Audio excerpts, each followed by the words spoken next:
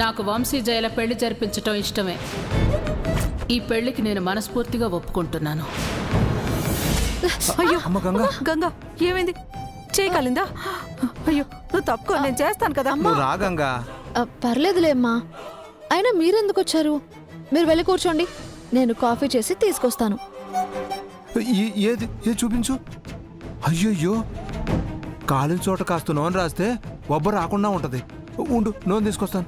నాన్న ఇది చిన్న గాయమే, ఇట్టే తగ్గిపోతుంది. అయినా మీరు అతిథుల్లాగా వచ్చారు. ఇలా వచ్చి పనిచేస్తే ఏం బాగుంటుంది? మా కళ్ళ ముందు నువ్వు పని చేస్తా ఉంటే మేము సూతు ఎట్ట ఊరుకుంటాం? నీకెందుకు అవునేసలే, ఎవరు ఏ పని చెప్పినా సటుకుని చేసేస్తావు. మిగతా కోడళ్ళకు కూడా పని చేపమని నువ్వు బెడ్ చేయేసి ఆ ఇసుక గోటను చూసావా? నువ్వు ఏది సేపు ఏటి పట్టించుకోదు. తనతో నాకెందుకులే అన్నయ్య, ఆ ఇషిక పని దొంగ. నాకు ఇవన్నీ అలవాటే కదా. నువ్వు ఈ లేనోళ్ళ బిడ్డవని అమ్మగారికి నీ మీద చిన్న చూపు గంగా. అందుకే నిన్ను పని మనిషిలా చూస్తున్నారు. నువ్వు ఇంటి కోడలివని నిన్నెప్పుడు గుర్తిస్తారో. అలా అంటావేంటమ్మా? ఇది నా ఇల్లు. నా వాళ్ళ కోసం పనిచేస్తే నేను పని మనిషిని అయిపోతానా? అమ్మగారికి నా చేతి కాఫీ అంటే చాలా ఇష్టం, అందుకే నన్నే చేయమంటారు. వేరే ఇంకేం లేదు. అలాగనుకు నువ్వు సాంబార్ పడిపోక పెద్ద బాపకి నీ మీద ప్రేమాభిమానాలు ఏట్లేవు. చెప్పనే బాబాయ్, నాన్ చెప్పి సారీ బా. సారీ ఎందుకు? నువ్వు అన్న దాంట్లో నిజం లేకపోలేదులే.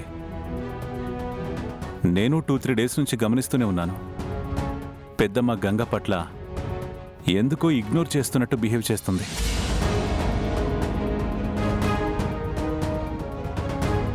ఒకప్పుడు పెద్దమ్మకి గంగంటే కోపం ఉండేది, కానీ బాక్సింగ్ మ్యాచ్ తర్వాత ఆ కోపం పోయింది. ఇప్పుడిప్పుడే గంగకి కాస్త దగ్గర అవుతుంది అనుకుంటుంటే ఇంతలోనే ఏదో మార్పు కనిపిస్తోంది.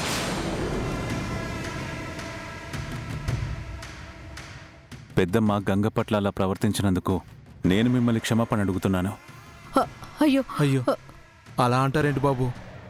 ఏదో గంగ చేయగలిందని వాళ్ళ అమ్మ కంగారు పడింది అంతే. మీరేం పట్టించుకోదు బాబు. ఏంటి, గంగ చేయి కాలిందా? సార్, ఏది చూసుకోవాలి కదా రంగా. అయినా ఇక్కడ చేయి కాలితే నువ్వేంటి కబుర్లు చెప్తున్నావు? ఆయింట్మెంట్ తీసుకురావాలి కదా, వెళ్ళి తీసుకురా. అలాగే బా. నీకెన్నిసార్లు చెప్పాను పని చేసేటప్పుడు బుర్ర పెట్టి చేయమని చెప్పి?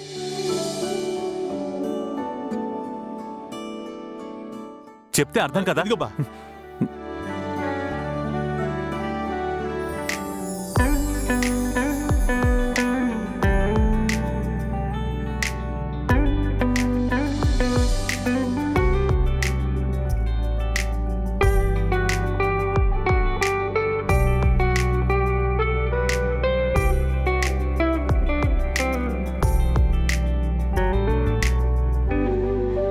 ఇప్పుడు ఓకేనా? పర్లేదు సార్. అక్కడంతా వెయిటింగ్ చేస్తూ ఉంటారు. మీరు ఇక్కడ ఉంటే బాగోదు, మీరు వెళ్ళండి. సరే, జాగ్రత్త.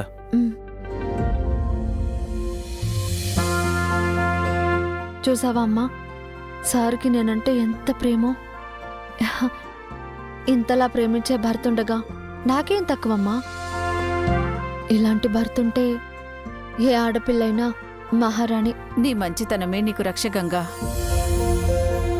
దేవుడి దయ వల్ల ఆ స్వామీజీ వచ్చాక జయ అసలు రంగు బయటపడి ఈ పెళ్లి ఆగిపోతే చాలు. జరగబోయేది అదేలే పిన్నే, నువ్వేటి కంగారు పడక. ఈ రోజుతో జయపేడ వదిలిపో.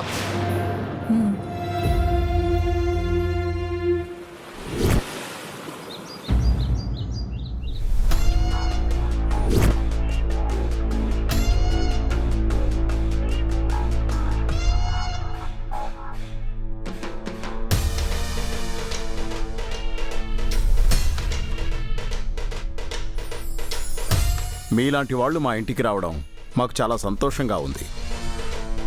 నా తమ్ముడు కొడుకు వంశీకి, నా చెల్లెలి కూతురు జయకి పెళ్లి జరిపించాలనుకుంటున్నాం. మీరొక్కసారి వాళ్ళ జాతకాలు పరిశీలించి ఎలా ఉన్నాయో చెప్తే మేం పెళ్లి ముహూర్తం పెట్టుకుంటాం. తప్పకుండా పిల్లల జాతకాలు ఇవ్వండి.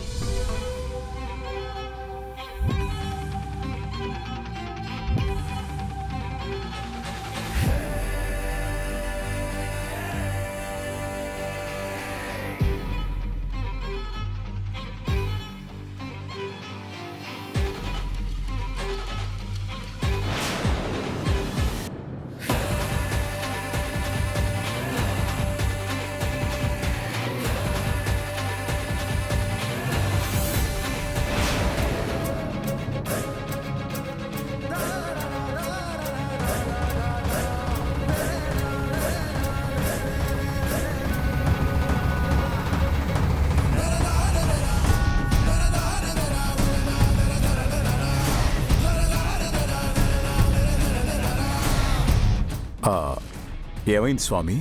ఏదైనా ఇబ్బంది ఉందా? ఏమీ లేదు. ఆ అబ్బాయి జాతకం బాగానే ఉంది. ఆ, అమ్మాయి జాతకంలోనే కాస్త చిక్కులు కనిపిస్తున్నాయి.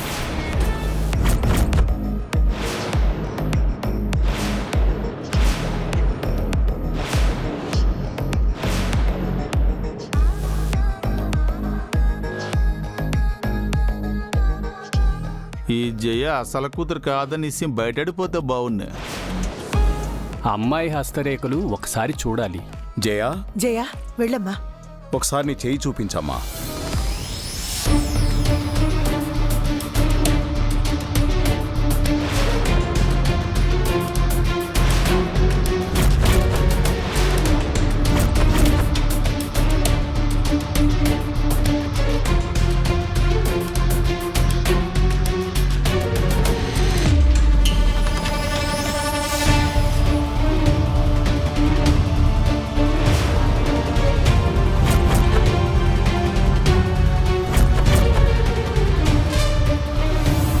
తను పుట్టిన సమయం సరిగ్గా ఇదేనా?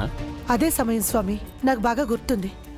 ఏ సమయం చెప్పకపోతే జాతకం చెప్పలేరా? కాదు నాయనా, తను పుట్టిన సమయం ప్రకారం అయితే జాతక చక్రానికి తన హస్తరేఖలకు సంబంధం లేకుండా ఉంది.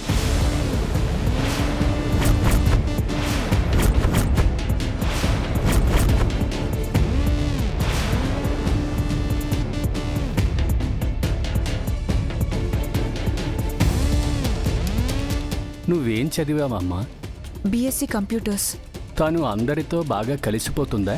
అంటే తను చిన్నప్పుడే తప్పిపోయింది స్వామి. ఆ వియోగం జాతకంలో గోచరిస్తుందమ్మా.